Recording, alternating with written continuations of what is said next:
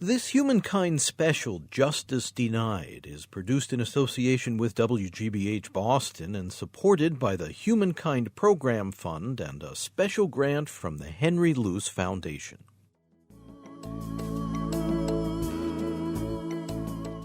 Lincoln said in one of his speeches, if we allow 9 justices to determine our national policy, we are no longer a democracy. How an extreme ruling by the Supreme Court helped push the United States closer to civil war. You're listening to Humankind. I'm David Freudberg.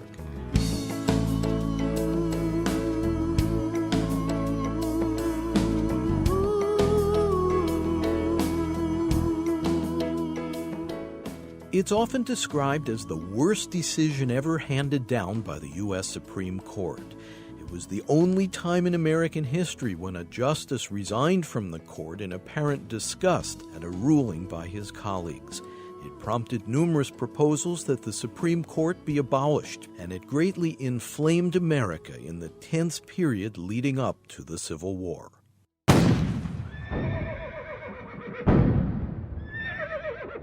It was the case of a black slave in Missouri named Dred Scott, and the chances of a fair hearing for his lawsuit seeking freedom were slim in an era when racial prejudice pervaded the country north and south. In the South, the central institution of Southern life, that is slavery, was founded in part on the idea of the racial inferiority of black people, and a whole ideology defending that notion had developed in the South. Columbia University historian Eric Foner. But certainly one should not assume the North was necessarily very forward-looking, moralistic.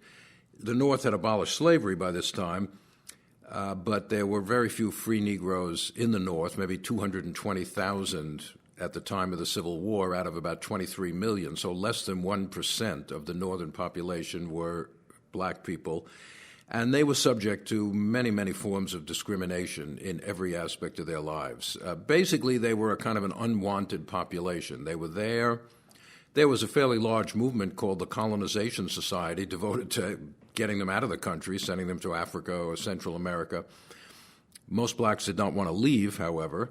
Only 5 states in the North allowed black men to vote. Most of them didn't. Pennsylvania, Ohio, Illinois did not allow black men to vote.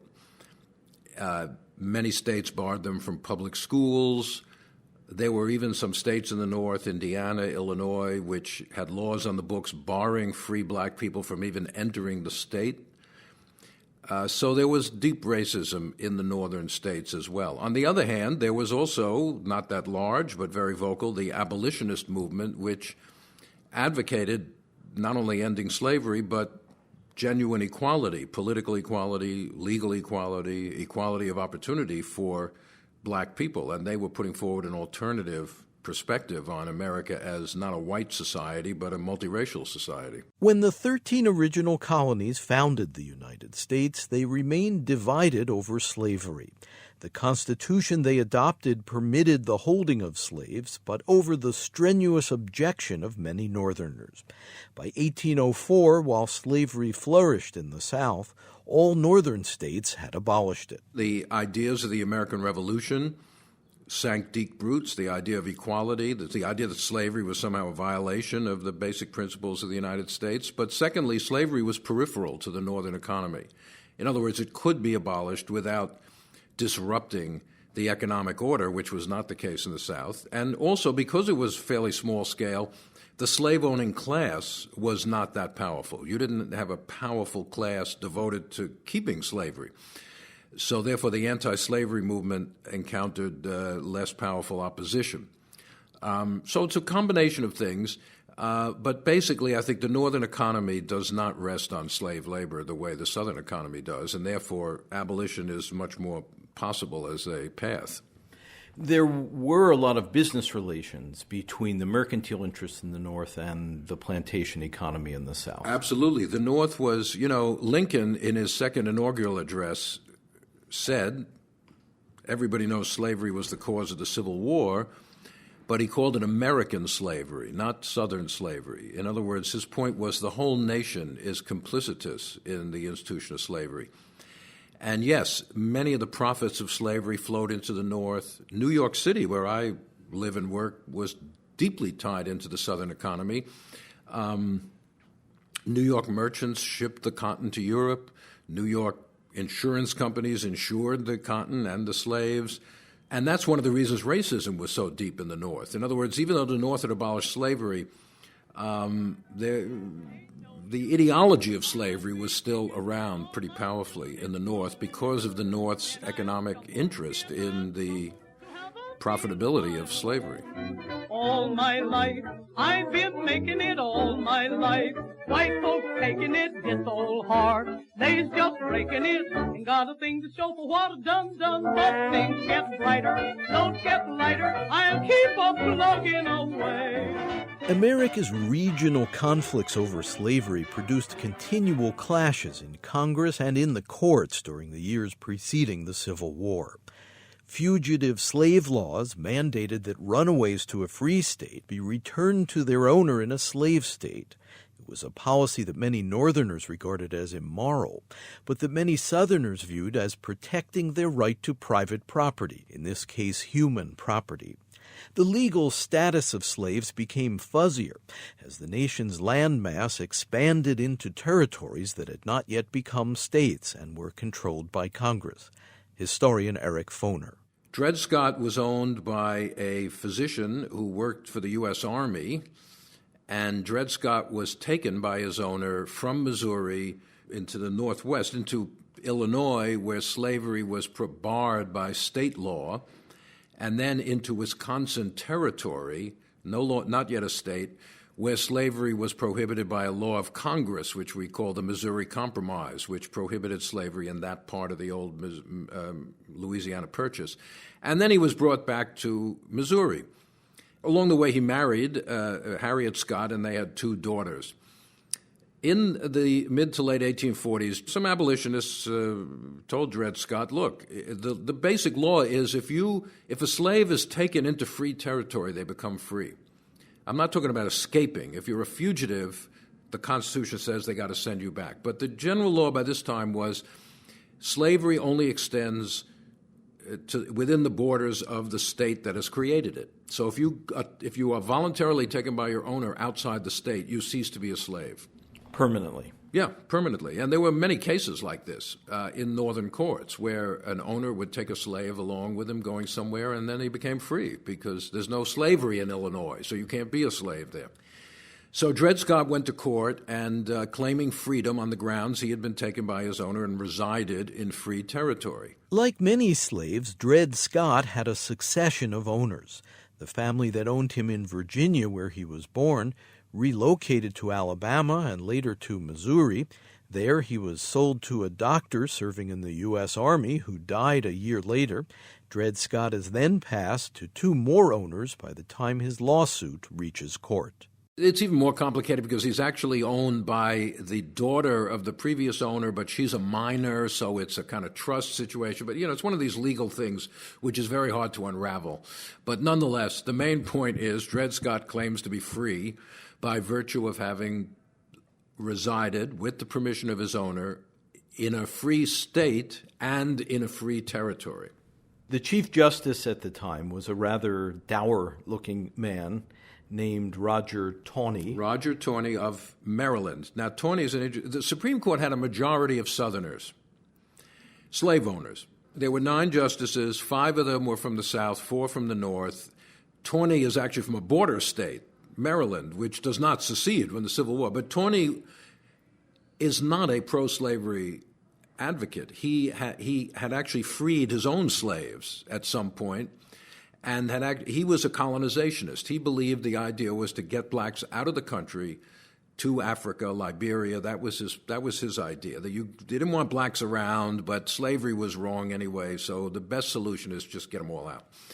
In the initial case in Missouri, the local Missouri court ruled in favor of Dred Scott because that was the precedent. But then Dred Scott's owners at that point appealed, and the Missouri Supreme Court ruled against Dred Scott, And basically they said, this is like 1850, 51, they said, in the old days, Dred Scott would be entitled to his freedom. But, the slavery issue is really a big thing now, and we don't want to give any ammunition to Northerners.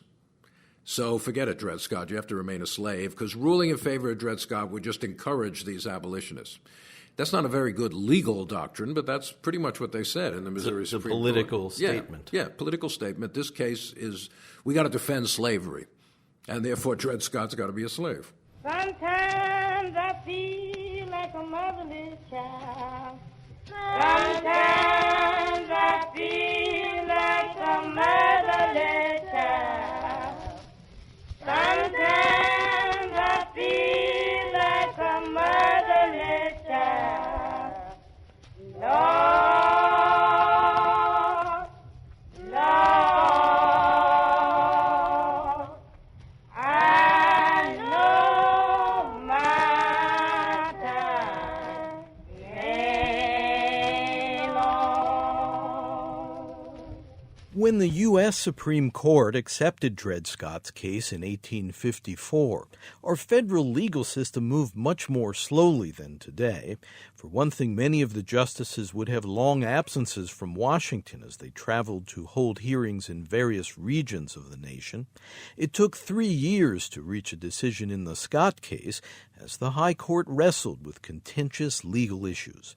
Historian Eric Foner. The first question is there a case at all? Is Dred Scott a citizen? And if not, because a lot of people said black people cannot be citizens of the United States, in which case there's no case. The court could have sidestepped it, as courts often do, by just saying, there's no case here. Dred Scott is not a citizen, so he can't sue in federal court. So you're out. Tawney, the Chief Justice, he says, number one, no, Dred Scott is not a citizen. Why? You could say, well, he's a slave, so he can't be a citizen. But Tawney says, no black person, this is the most famous part of the case, no black person can be a citizen. The Constitution is only for white people.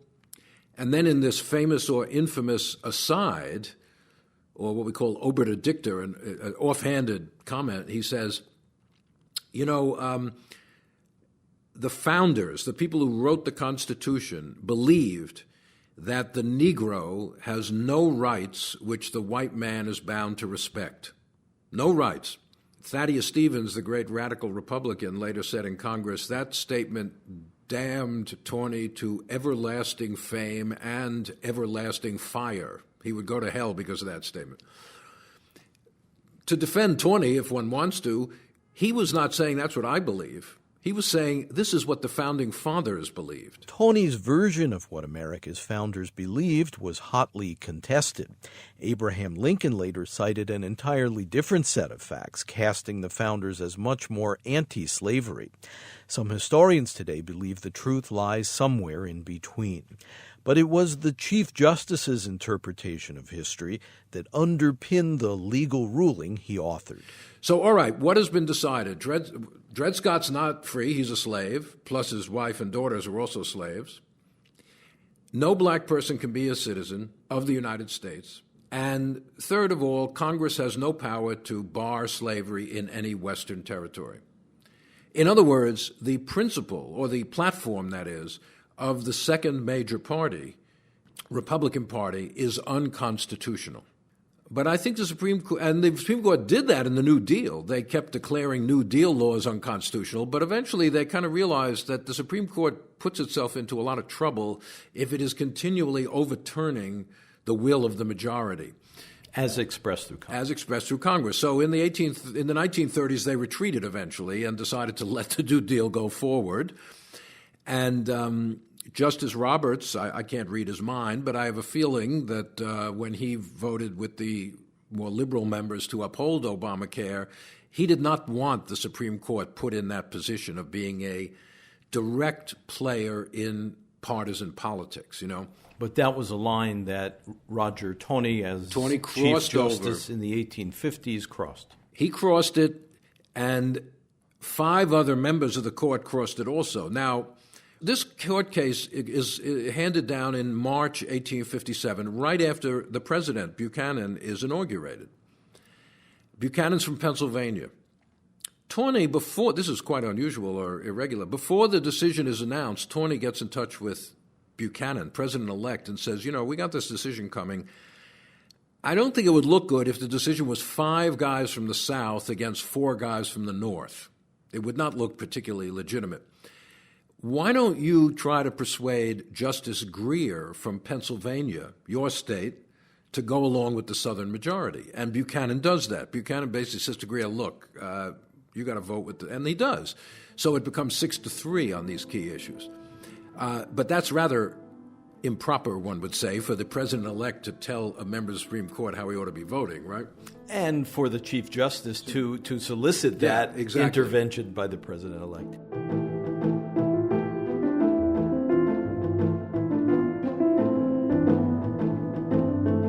We're talking with Eric Foner, Columbia University professor of history. His book on Abraham Lincoln, The Fiery Trial, won the Pulitzer Prize in 2011. You're listening to a Humankind special, Justice Denied. I'm David Freudberg.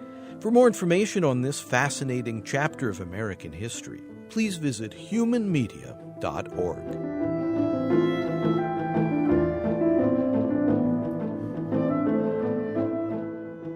While the Supreme Court majority ruled in 1857 that Dred Scott must remain a slave, there was a vigorous dissenting opinion. It was authored by Justice Benjamin Curtis of Massachusetts and joined by fellow Justice John McLean of Ohio. They disputed the majority's account of the role played by blacks when America was founded. Eric Foner. They just argued from history. First of all, black people had been recognized as citizens at the time. In fact, black men voted in the elections to elect delegates to conventions that ratified the Constitution. There weren't a lot of them, but in many states at that time, free blacks had the right to vote if they met the property qualification. So how can you say that the founders didn't believe they were citizens when, in fact, they helped to determine what happened with the Constitution? So they said the history is wrong here. Secondly, they said there was a long tradition of Congress prohibiting slavery in the territories. The Northwest Ordinance of 1787 did it right at the time the Constitution was being written. The Missouri Compromise, the other measures had been passed. They said this is ridiculous. This is a new principle being established by the Supreme Court. It overturns 75 years of legislation, and it will exacerbate sectional conflict. It will not solve it, as Tawney seems to think. So they just said the logic of the court was completely wrong.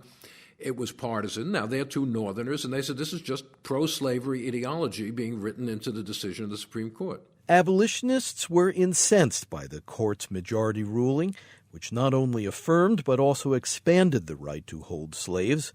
To this day, many legal experts regard the Dred Scott decision as the most shameful in Supreme Court history.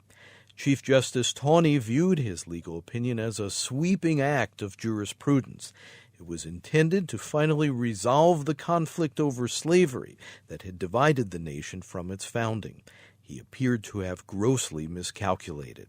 Benjamin Curtis, who wrote the dissenting opinion, was appalled at the majority's overreach. He resigned soon afterwards. Not that day, but soon afterwards, Curtis resigned from the Supreme Court, and many people said it was disgust over the Dred Scott decision that led him to resign. Now, an interesting fact about Curtis, he's obviously an anti-slavery guy. In 1862, when people are talking about emancipation coming, and there's an argument, does the president, under the war power of the Constitution, have the power to liberate the slaves? Curtis wrote a little pamphlet saying no. Curtis opposed the Emancipation Proclamation on legal grounds. He said there is nothing in the Constitution that gives the president the power to do this. So he obviously did not tailor his legal opinions to his kind of moral or political sentiments. Is that unique in American history for a Supreme Court justice to step down in disgust over a rule? I would think it is. I can't think of any other one. I suppose, first of all, people don't resign from the Supreme Court very frequently. I think he felt the court is under the control of the South. It's under the control of slave owners. There's no place for me here. And, he was disgusted. So, it is unusual. Absolutely. At the time of the Dred Scott ruling, how strong was the abolitionist movement? Well, you have to distinguish between abolitionism and anti-slavery. Abolitionism was always a small movement. It was very vocal, very active, and it played an important role in generating public sentiment against slavery. We know from our own time, a group like the Tea Party, for example. You don't have to be a majority of the country to kind of change the public agenda. That's what the abolitionists try to do. But, the problem with the abolitionists was they believed in racial equality. And that was not exactly a popular view in the North. Many, many people who didn't like slavery were not going to go along with the abolitionists in making blacks equal members of society. Did the Supreme Court decision galvanize public sentiment against slavery? Absolutely. I think the Supreme Court decision, Tawney thought they would solve the whole problem right there, but it didn't have that effect at all. First of all, it completely outraged Republicans in the North of every kind, moderate, conservative, radical, abolitionist, doesn't matter. It further reinforced Republican charges that what they called the slave power had taken control of the federal government. The slave power, the organized political power of slavery, now evidently controlled the Supreme Court as well as the presidency, since Buchanan was very pro-slavery, and the Senate, not the House of Representatives, but the Senate. So it certainly didn't mollify Republican opposition. And then it had the effect of widening the gap, because when Southerners said, well, wait a minute, we now have a right to take slavery into these territories, the Supreme Court said, but Northerners are saying they're going to resist that right. So it further widens the gap between the sections. The North says the South is in control of the government. The South says Northerners are not willing to respect our constitutional rights. So it further inflames what is already a pretty tense situation.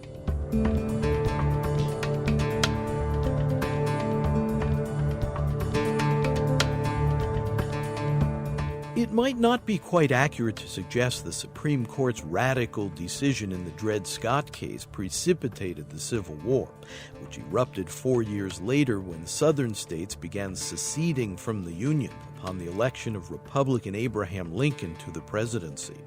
But the ruling certainly raised the emotional temperature of America's long-simmering argument over whether a nation founded with the proclamation that all men are created equal could permit slavery in its borders. Certainly for the Republicans, it made it seem even more pressing to get a Republican elected in 1860, because otherwise the control of the federal government by the slave power would be permanent, would be irreversible. That's what they said. That's one of the reasons Lincoln is nominated in 1860, because he is electable.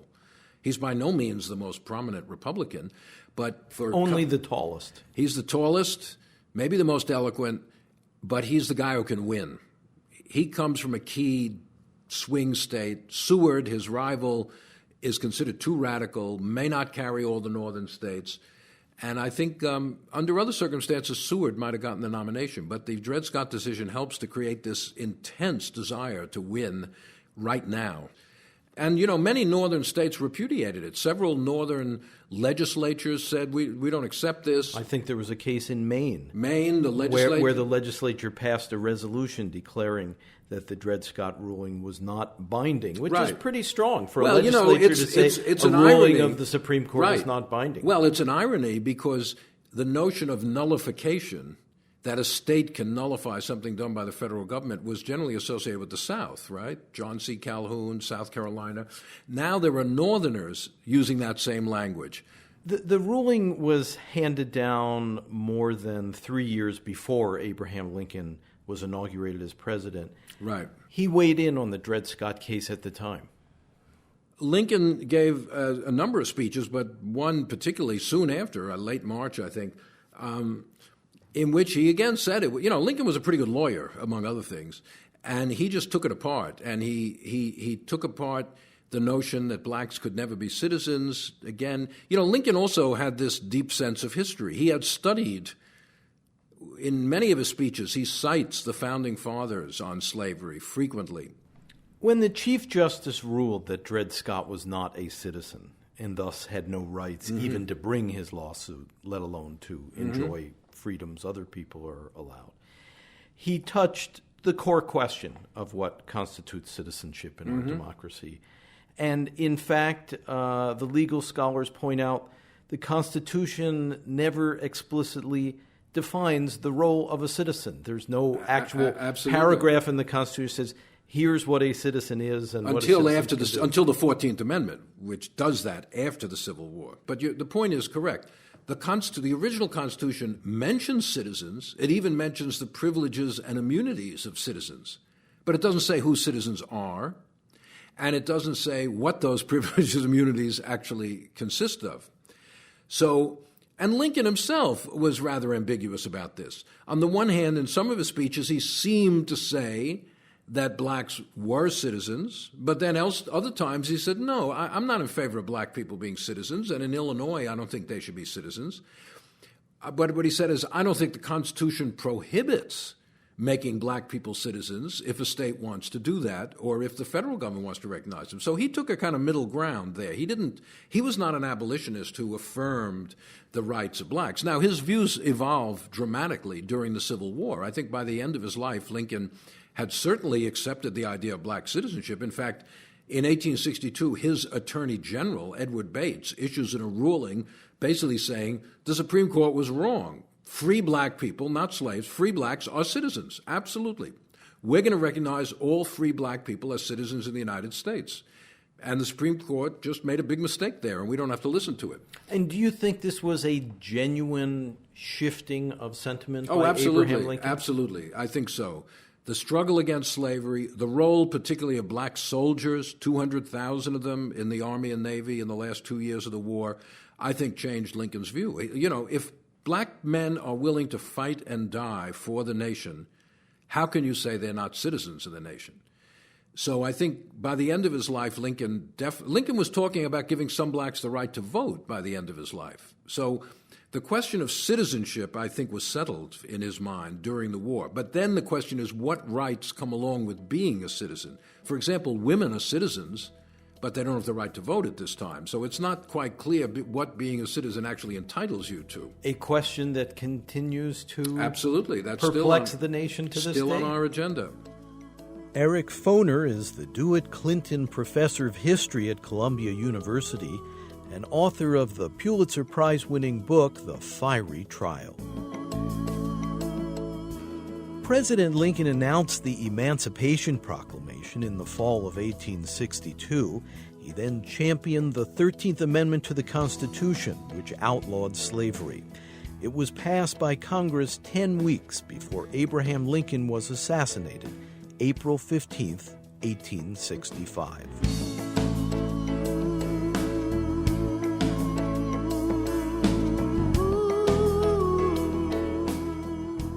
You're listening to Humankind. I'm David Freudberg. Studio recording by Antonio Oliart Rose. Editorial assistance from Thomas Royal and Kathy Graham. Webmaster Brian K. Johnson. Special thanks to Tony Buck.